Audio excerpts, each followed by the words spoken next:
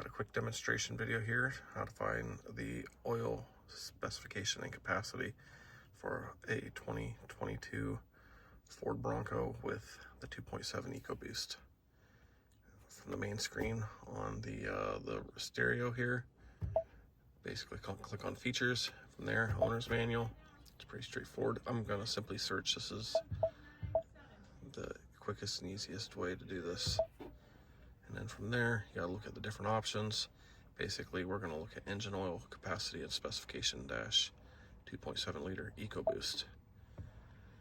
And from there, we are gonna go and scroll down to the good bits. The important thing here is the capacity. That's 7 quarts. And the other thing to look at is the grade. We're looking at a 5W30 synthetic blend. The other important thing to note here is the specification number. So as long as your oil actually meets that specification number, you don't necessarily need the Motorcraft, but you want it to meet the Motorcraft specification number.